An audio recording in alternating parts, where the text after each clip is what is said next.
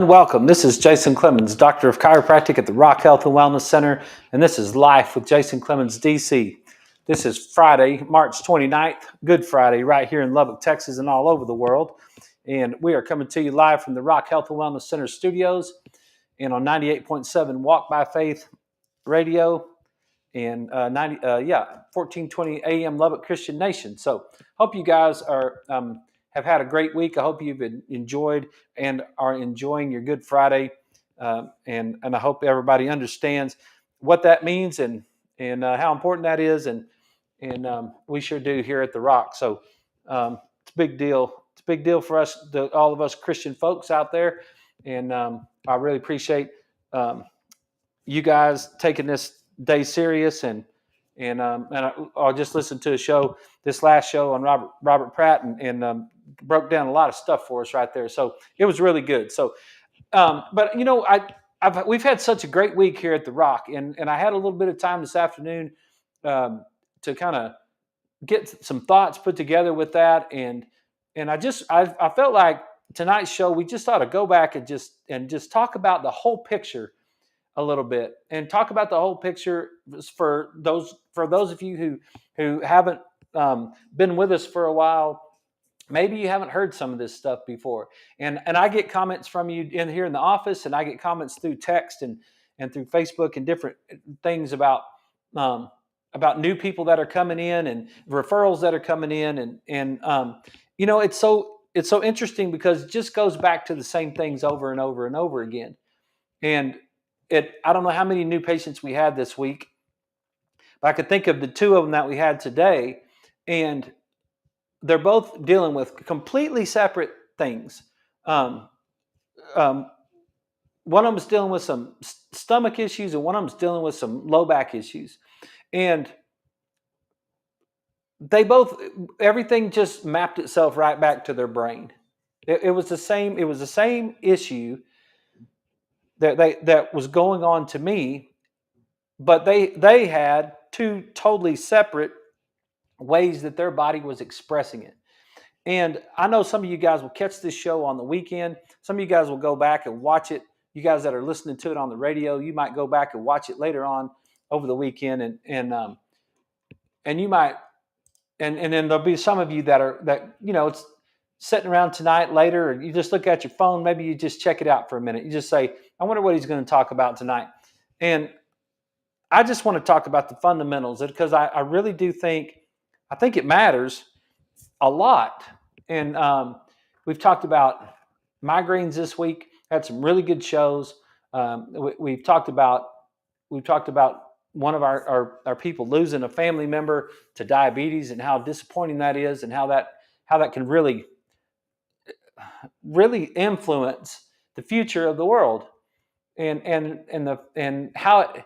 And now when I say that, it's like, what do you mean by that? Well, if you're the grandpa that dies at 68 or 69 years old, instead of the grandpa that dies at 84 years old, just think about that. That's 15, 16 years that your grandkids didn't get to have with you because you died of some chronic disease that you shouldn't have died of at all, right?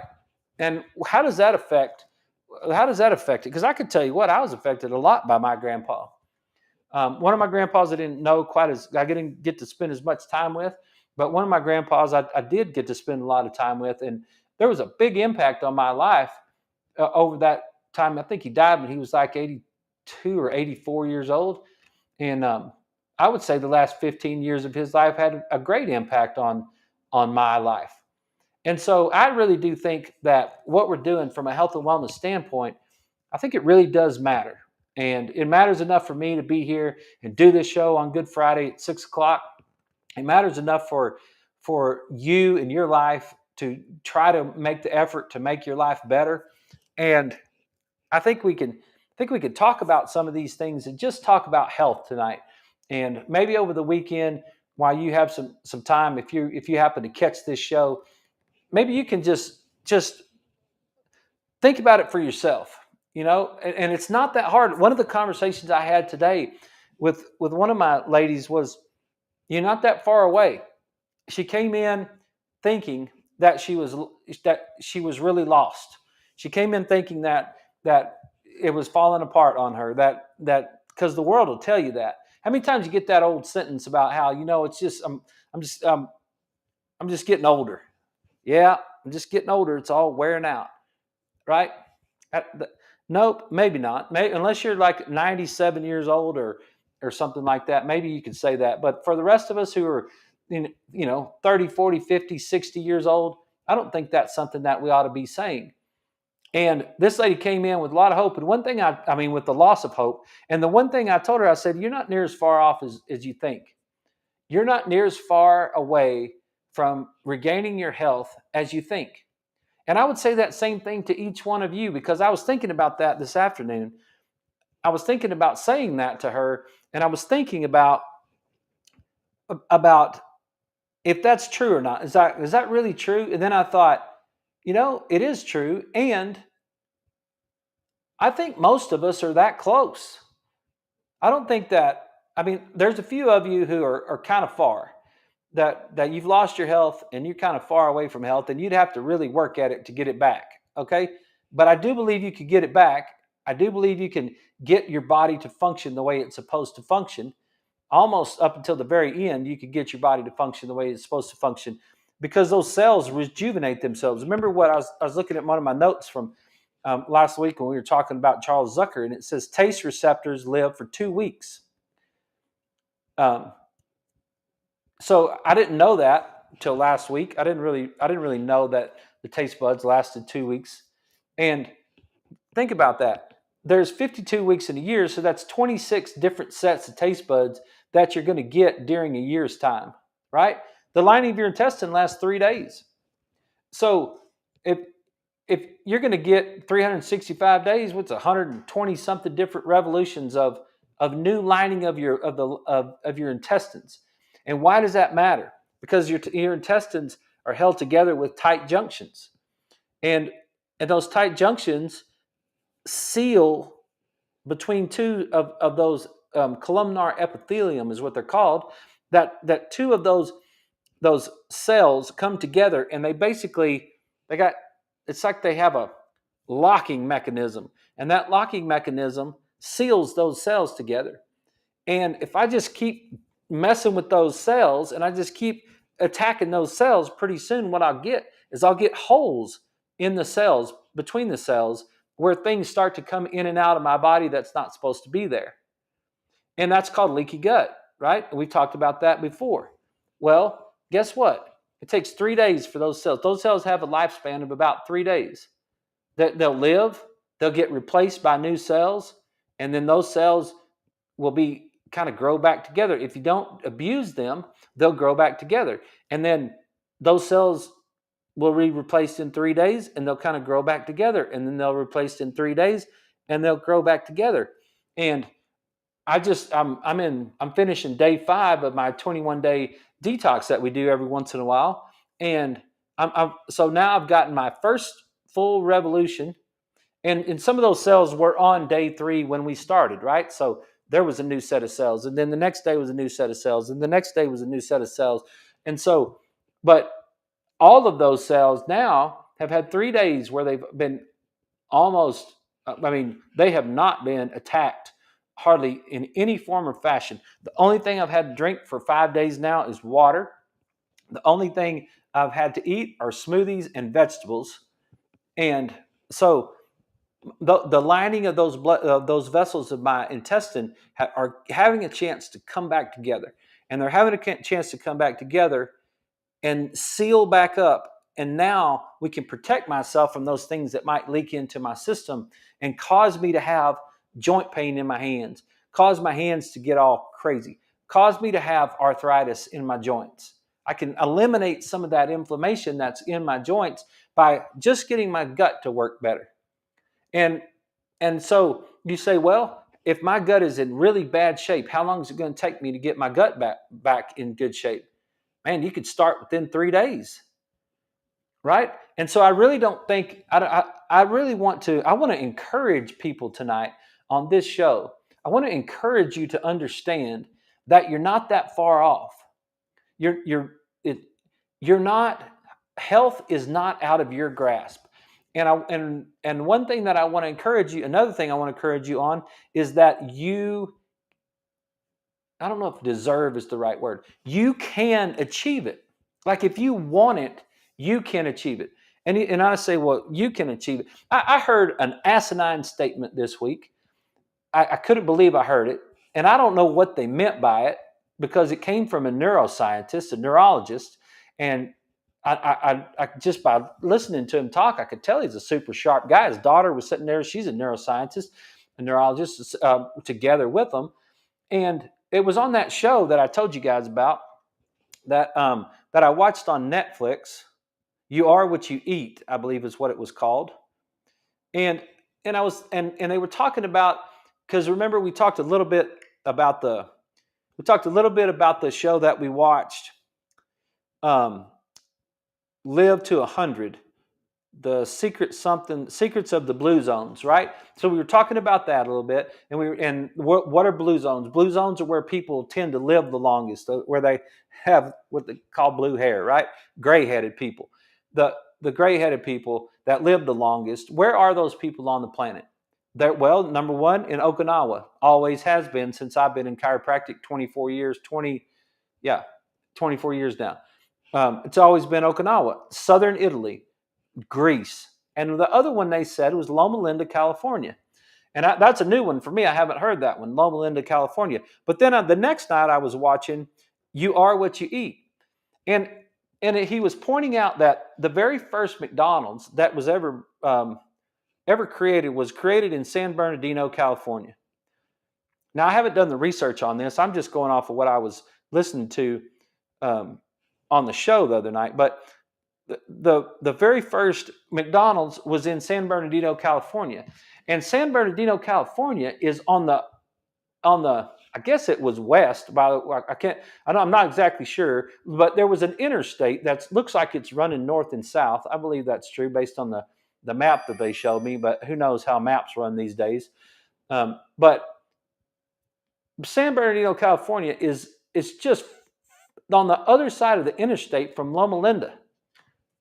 And maybe we'll just look that up right quick because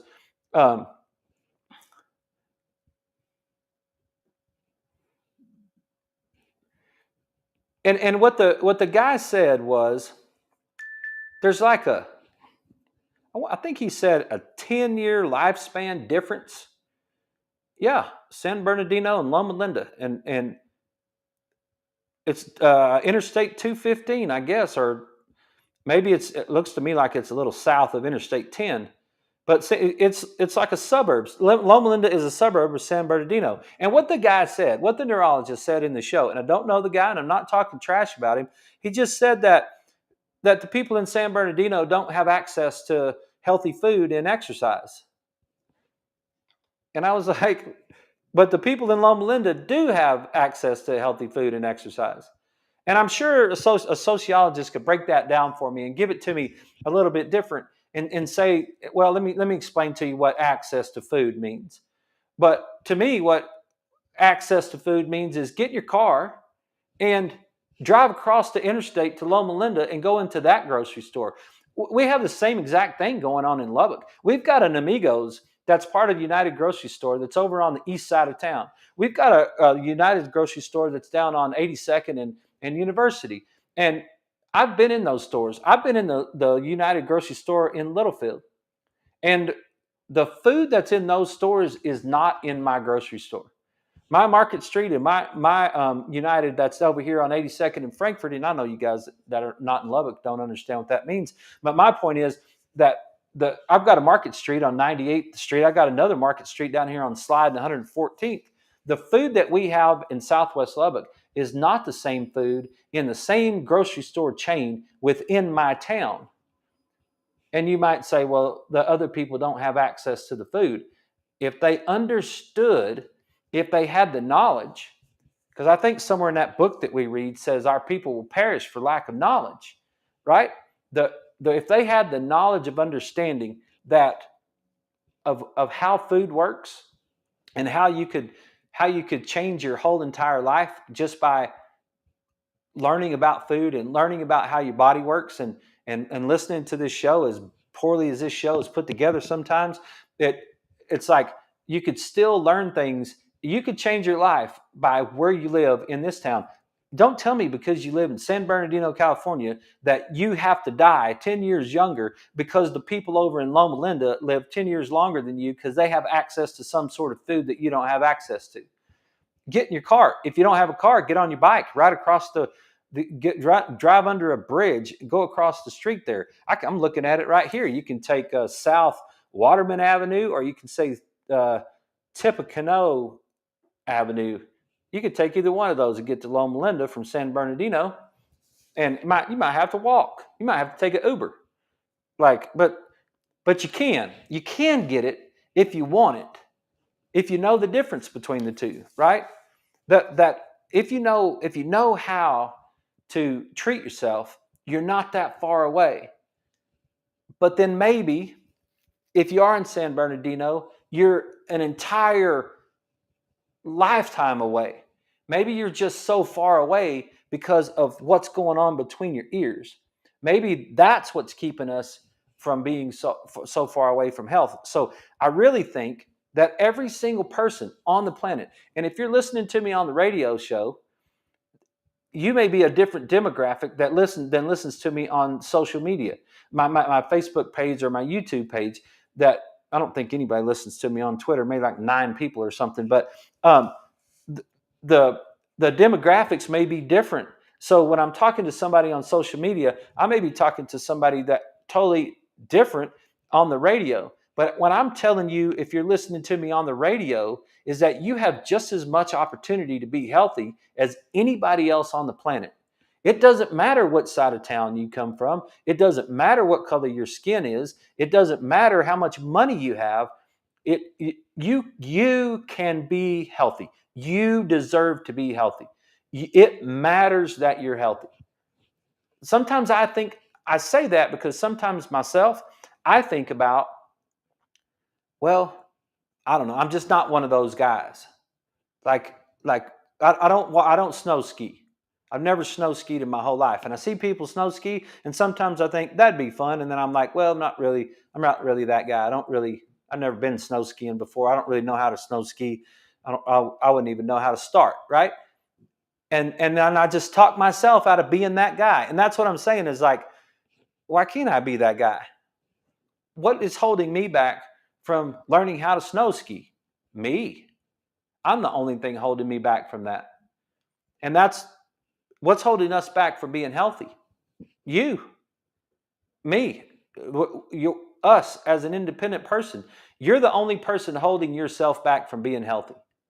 Everybody, no one else is responsible for your health. No one else is responsible for, obviously there's a couple people that they get fed whatever they get fed, and that's it. But you can decide what you eat. You can decide how to be better. And when I shared that with that after I was finished, and we spent nearly, I don't know how long she was here, probably 2 hours this afternoon. She said, "Man, I'm really glad I came over here and did this." Because she traveled from an out of town. Actually, she traveled from out of state. But she came over to the office, and she said, "I'm really glad that I came over here and did this today." And I was so happy that she said that. I was like, man, that's awesome, because in my brain, I was just thinking, of course, I'm glad she came over here and did that too. I'm glad she sacrificed her afternoon and drove to Lubbock and went through all of the things that we presented to her so that she could learn about things, right? So let's get into some things that matter. Let's get into some overview things so that we can kind of get back on track a little bit about where we are with our health and what we can do to make our health better. And I know that some days you'll listen to it and you'll think to yourself, man, that was a good show. I'm glad he did that show. So let's talk about nervous system for a second. Let's talk about how your brain and your body talk to itself. And let me see where I've got my.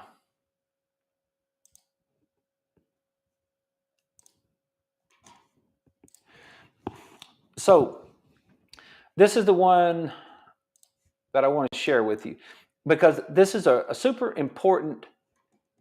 It's an important picture, and you guys, I'm going to talk you through it if you're on the radio. But what we're looking at right now is we're looking at um, a spinal cord, and we're looking at the front of the spinal cord, and we're looking at the back of the spinal cord, and we're talking about afferent neurons and efferent neurons. And the front of the spinal cord is when your brain is talking to your body, it's sending information through those ventral pathways that are coming down, and they're motor pathways, and they're sending information from your brain to some sort of muscle somewhere to get your body to move. When I want to move my hand, I'm getting information from my brain, actually from the opposite side of my brain, down through my spinal cord, and it's going through this, what we call an efferent neuron. It doesn't matter what it's called. It's just you've got a nerve that's going from your brain. It's a chain of nerves that's going from your brain down to the front. It exits right here in what's called the ventral nerve root, and it comes out and it feeds different parts of your body. It feeds your autonomic parts of your body, which is like your blood vessels or your stomach or your intestines, things like areas like smooth muscles, organs, and glands. That's that your autonomic nervous system is. But you're getting information from your brain that's going to tell your body what to do, right? Okay. You're also getting information from your brain, from your body, up into your brain from what we call afferent neurons. And afferent neurons carry the signals from the skin to the nervous system. They carry the sensory information back into the nervous system.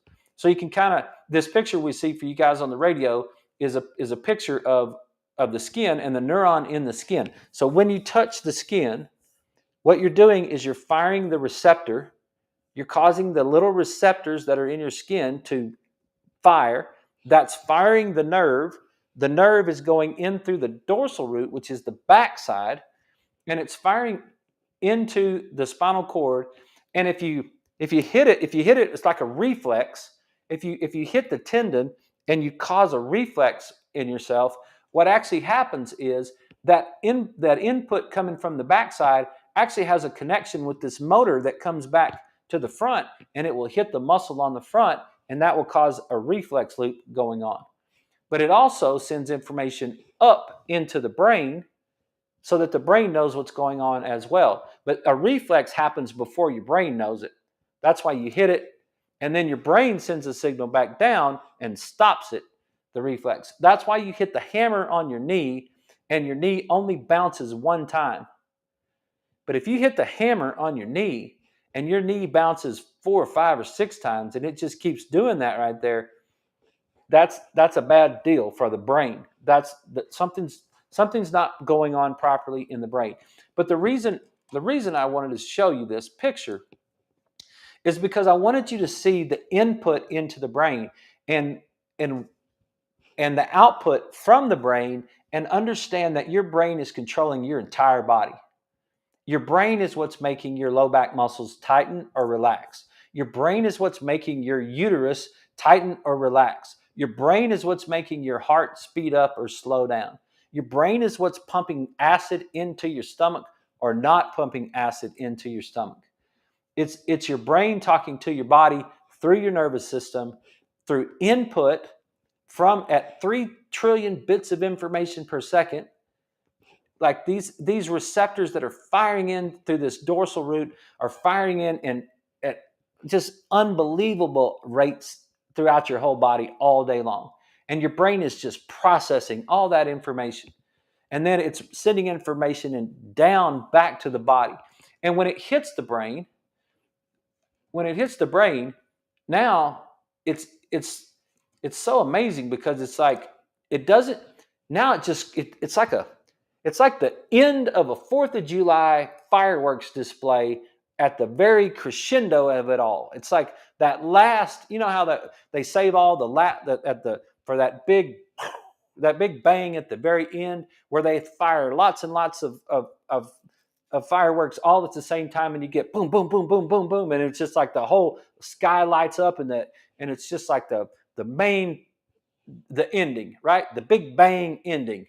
Well, that's what happens in our brains whenever that information hits up there. And I just got just a general picture right here that you can see it. But here's our dorsal root ganglia, and there's you can see it says DRG right there, coming in through that dorsal horn, crossing over, going up into the brain. But then look what happens in the picture. And you guys on the radio, it's just a signal that comes into the brain, and then all of a sudden, it just is like, it's just like firing all over the brain. It's just firing and lighting up that entire system up there. And your brain is processing. Your brain is processing hot and cold, sharp and dull. It's processing pressure amounts. It's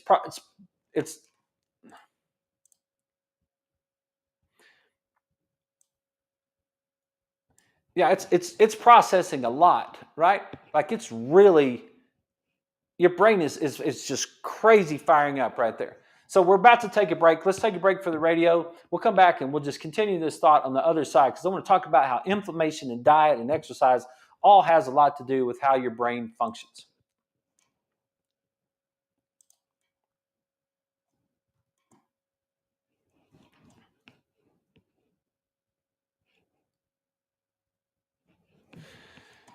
Yeah, so you guys can see that. I hope you can see that pretty clear right there about what is happening inside the brain. So we're getting input inside the brain, and we're getting input from all of the tissues below the brain.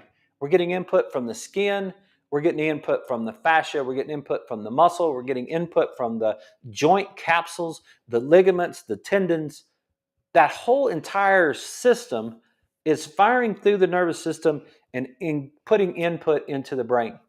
And over time, that brain is working, right? And it's working on the right side and it's working on the left side, because you see how it switches over. If just looking at the picture right there, what's coming in from the dorsal root ganglia on let's just call that let's say they're looking back at us, and that would be our right side. That right side information is crossing over and going up and firing into the brain. Some of it crosses back, some of it stays on that side, but we're not, the brain is not symmetrical. There's different activity going on different sides of the brain, and our movement is not symmetrical.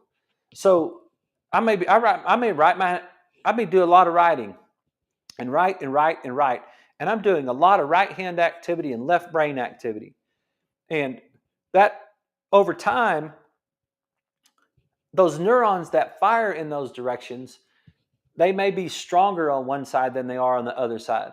They may create what we call in what is called in neurology a hemisphericity, where one side of the brain is activated at a higher level than the other side of the brain is activated. And so what that can cause is it can cause an output change. Let me get us back on the radio.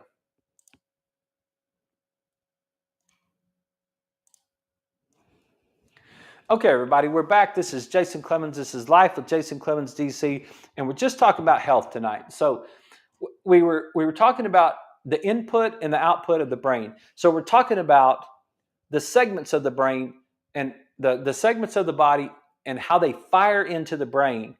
And if your right side of your body is firing more into your left brain, then your left side of your body is firing into your right brain, then your brain can get unbalanced over a period of time.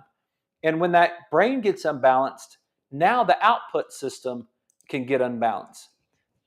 The activities of that side of the brain can get unbalanced. The way that we think will change. It was so cool, and I can't wait to show you guys the brain, the QEEG that we got this week. And I can't wait to show you. I can't wait to do a video and actually show you the leads and how the leads change when you move your eyes up and left or up and right. I talked about that already this week, and I don't want to get too far into it, but there's so much activity that's going on inside your brain, and now your brain's sending information back to your body, and you want that to function. You want it to function properly. And we know, because we've studied it lots of times on this show. um, we know how we want the brain to fire, and we know what is happening inside the brain. And we know, we've seen this picture lots of times. This is the up and to the right, over to the left. So we want that right side, unknown stress response, fight or flight, to quickly evaluate our environment and get out of there, get to the left side, get to the known parasympathetic, rest and recover. So let's say you've had a traumatic experience. Let's say you've been dealing with taking care of a loved one that's passed away. And like, for a couple years, you've been taking care of them, right? Let's just say that you've had to deal with something like that. You've been in a horrible job that you just can't stand. It's ruined or wrecked your life, or something like that, right? You've got this right side activity going on that is, let me see if I can get back to where, yeah. So you got this right side activity that's going on, and it's overworking, and the right side is overworking, and the left side is now underworking, and you will force yourself into this stress response over and over and over again. Let's just talk about one thing that happens in the stress response. Just one thing that happens in the stress response is that your brain sends a signal to your adrenal glands to release cortisol whenever you're stressed out. And cortisol is going to increase your blood sugar. It's the way that your brain actually does that in the middle of the night, right? So let's just think about that for a second. We're going to get an increased amount of blood sugar when we're stressed out, because we're firing that adrenal gland. When we get an increased amount of blood sugar, we're going to have to deal with it from an insulin standpoint. And or we're going to get that passive diffusion down there to those small blood vessels, and it's going to start clogging up the blood vessels, right? But that's just one thing that happens when we get stressed out. It's just a but it's a mechanism. So a person says, I can't understand why I can't lose weight. I think it's because my metabolism is slowed down, right? Maybe it's because your stress response is firing all the time. And let's take the second step now, because let's say we've been in that stress response for a long period of time, and what do we end up getting? We get this shut-off valve that goes from the upper brain to the lower brain. It just disappears. All of a sudden, we're not shutting that off anymore, and we're getting that lower brain escape. And that lower brain escape is going to get the vagus nerve involved. And one of the things that's going to shut down is digestion. So let's just talk about for a second one of the things that might be happening to you. Do you have acid reflux problems?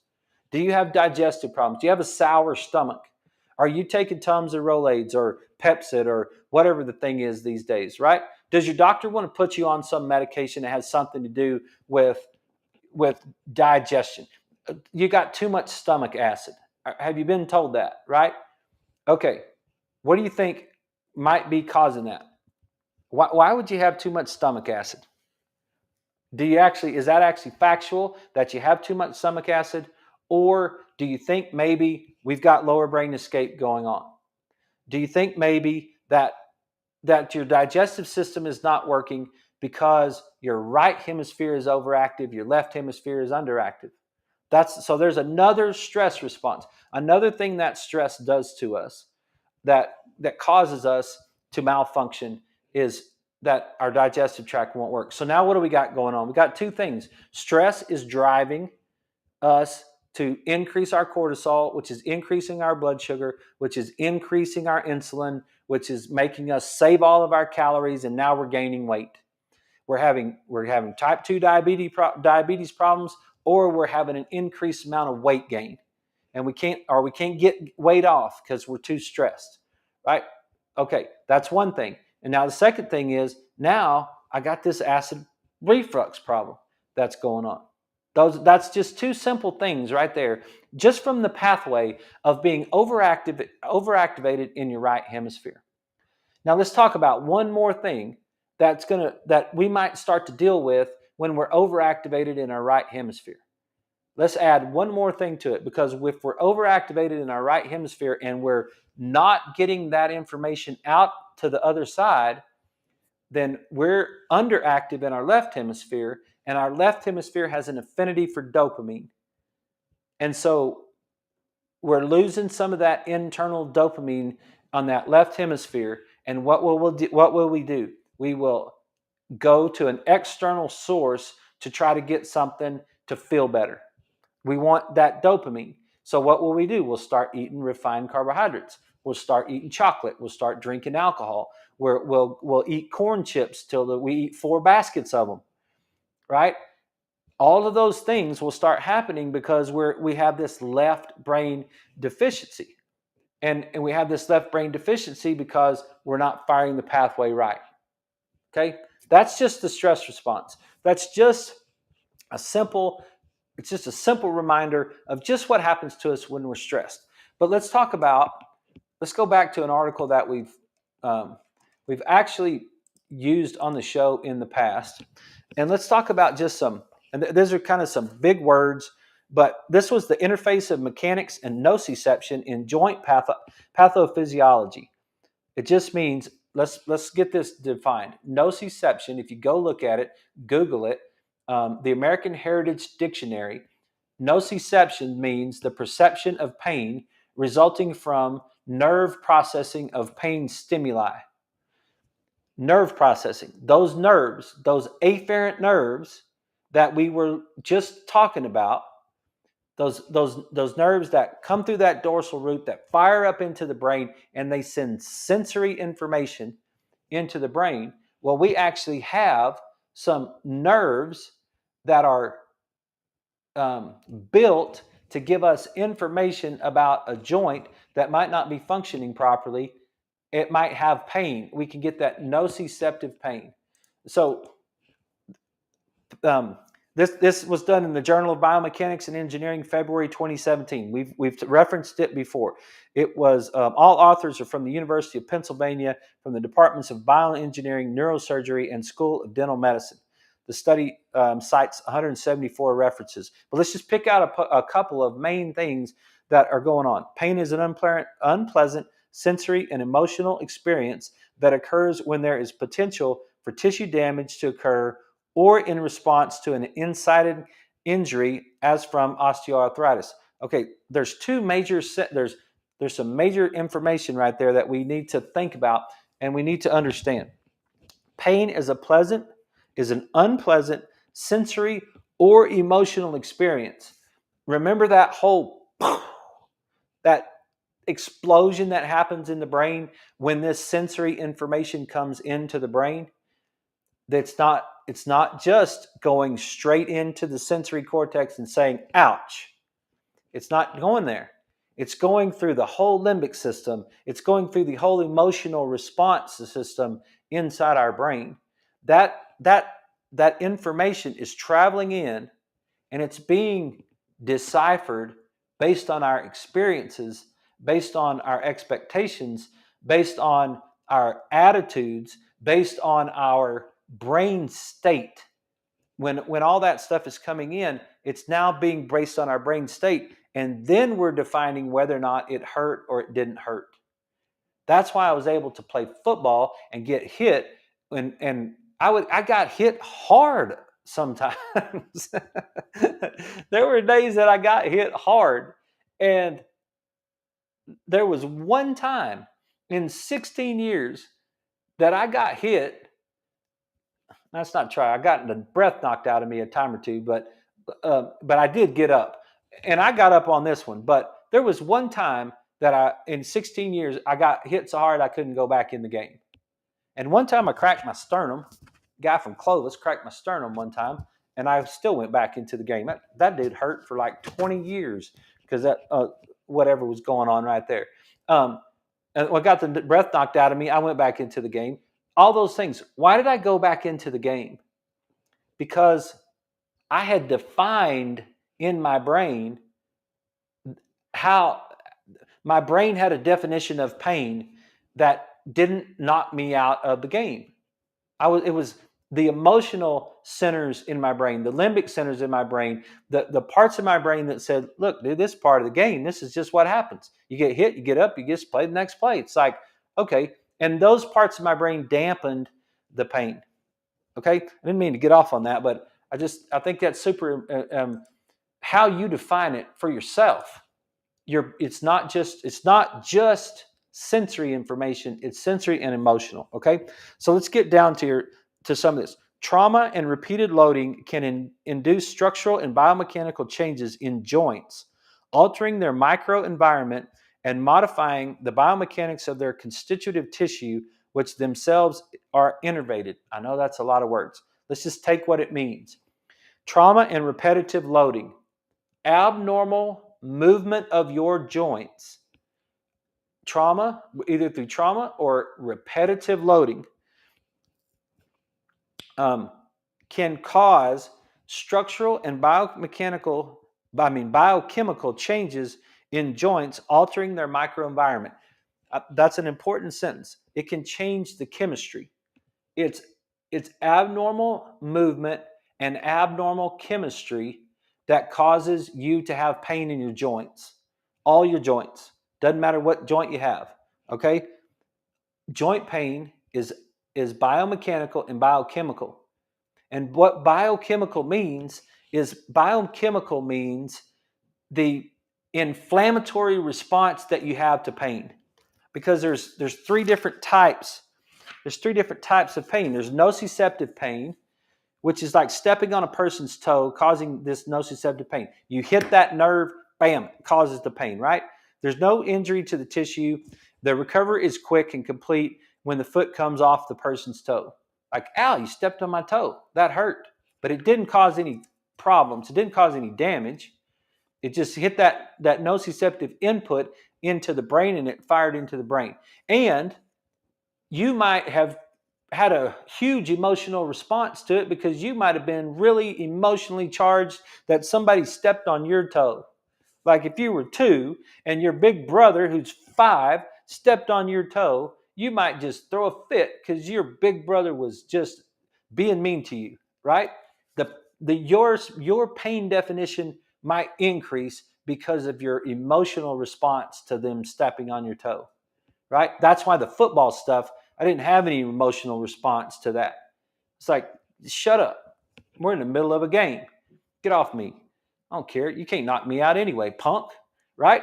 When I had that kind of attitude, I could take all kinds of hits. So, nociceptive pain, inflammatory pain, hitting a person's toe with a hammer causes inflammatory pain. There is tissue injury. Recovery requires the resolution of the inflammatory process. So that's the point. And then the last one is the neuropathic pain, which is nerve pain. So now we're going to have injury to the nerve. So we've got these different levels of the way that we fire. But let's talk about that inflammatory pain, which requires the resolution of the inflammatory process. Well, what if the inflammatory process, going back to our other article, because that was in the Journal of Pharmaceuticals in October 2023. Let's go back to the other part of it. What if the inflammatory process is the chemical makeup of what's going on in our body? That's a big thing. The chemical makeup of what's going on in our body can lead us right into joint pain. Our joints can hurt because we have too much inflammation in our body. And what causes inflammation? Lots of different things can cause inflammation. Injury obviously can cause inflammation. Infection can cause inflammation. The inflammation is the beginning stage of the immune response, right? But also, some of the things that we can control are our omega-6-3 ratio. How many sixes do we eat? How much omega-6 fatty acids, how much arachidonic acid do we get our body to produce? Are we overproducing it by eating too much omega-6 fatty acid foods? And what could we do to reduce it? We can take things like fish oil and turmeric and things that are anti-inflammatory foods. We can eat lower inflammatory meats, grass-fed meats versus a corn-fed meat. We can we can um, we can watch the intake of refined carbohydrates. We can watch the intake of alcohol. Alcohol is going to increase inflammation in our liver. I didn't make that up. It's just factual, right? So we've got these different kinds of trauma, and we've got these different kinds of, um, of things that are going on. From a chemical, it's an abnormal movement and an abnormal chemistry that causes the degenerative process in our body from a joint standpoint. That's what's going on. Pain pathways are postulated to be sensitized by many factors, including degeneration and biochemical priming, right? With effects on thresholds for mechanical injury or dysfunction. Permanent changes in joint structure and pain signaling may occur following joint injury and osteoarthritis. And osteoarthritis is a weird term. Synovial joints permit complex motion and often sustain loads several times greater than the weight of the human body. Repeated mechanical loading above the normal physiological conditions contribute to initiation of acute tissue damage and degeneration. So here's another picture. A synovial joint is any joint that it has a ligamentous lining around the outside of it.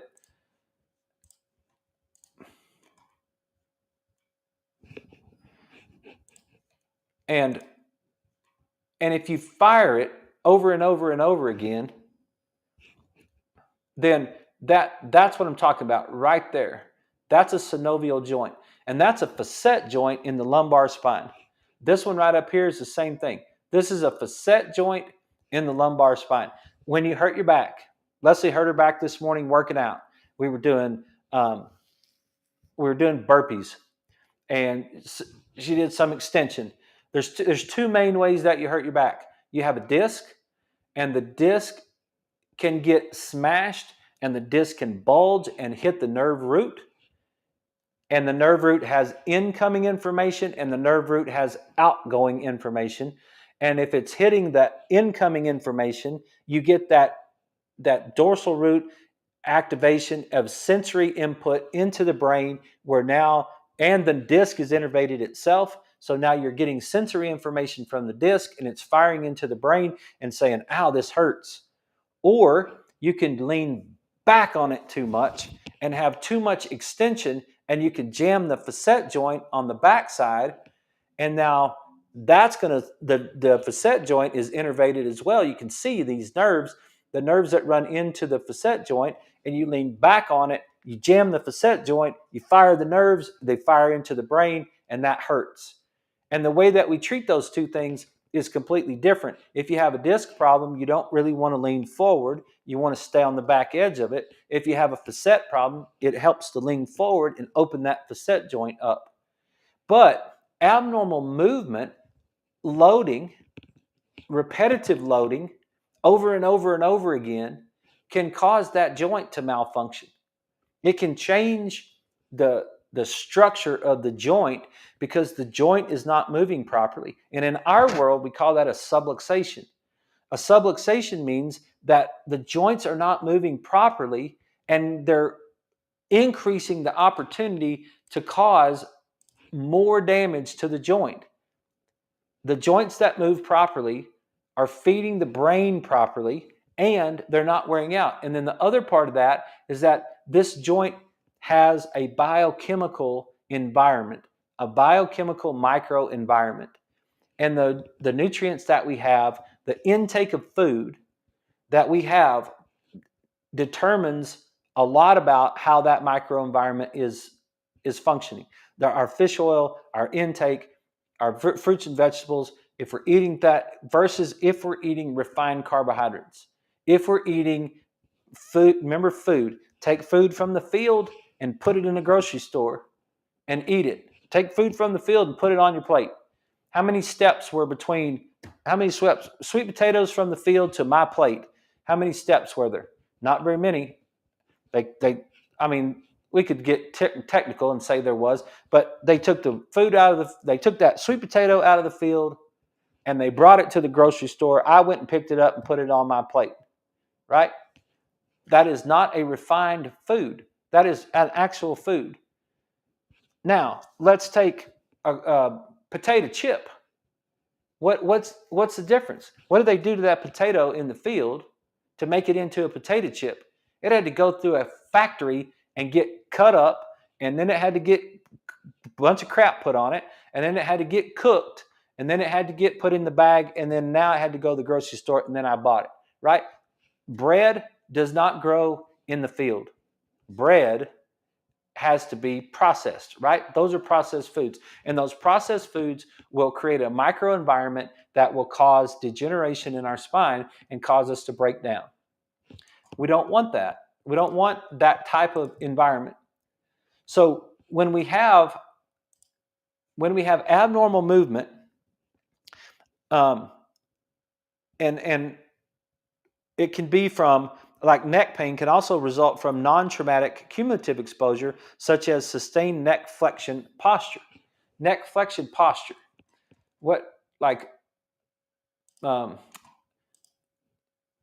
Forward head posture over and over and over again, right? Get this out of the way. Here's two x-rays. Here's an x-ray of a person that has a normal cervical curve, and here's an x-ray of a person who's got a forward head posture. And you'd think that this particular individual was looking down on purpose. This person was not looking down. I told this person to stand there and look forward and look at the picture on the front. And he's standing there and he's looking out the top of his eyes. He's looking out the top of his eyes at the picture, but his head is in flexion right there. That right there is causing a stretching of the capsule on the backside, and it's causing that whole capsule, the synovial tissues around the joint, to be stretched and moved in the wrong manner, and that starts to cause an inflammatory response and a degeneration of that. And the next thing that it causes is it causes a decreased amount of input into the brain because we've opened up those receptors and we're not touching them properly. So what I'm trying to get at with all of these pictures and all these different thoughts is that how your brain is processing information comes from the way that your body is moving. And if your body is not moving, your brain is not processing information properly. And then once your brain starts to not process information properly, the way that it sends information back down to your body is going to be altered from right side to left side. It's going to be changed from the right side of the body to the left side of the body. One of my new guys today, he is leaning to his left.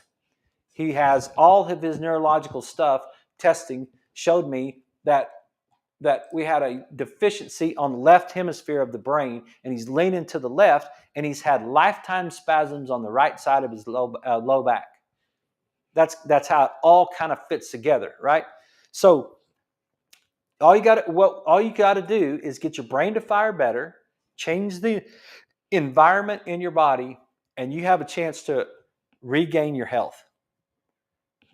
It's hard to get all that in 1 hour. That's pretty much the end of the show. But if you guys got any comments, if you want to talk about it, if there's anything I could do to help you with your health, let us know. Otherwise, I hope you guys have a great Easter. I hope you understand what Easter is all about. I hope no one forgets that. It's not about Easter eggs. It's not about bunny rabbits. It's about our Savior. So I hope you guys have a great Easter, and I hope you get to spend some time with your family, and I hope you get some hope that you can be healthier. And we'll see you guys Monday night at 6. Have a great weekend.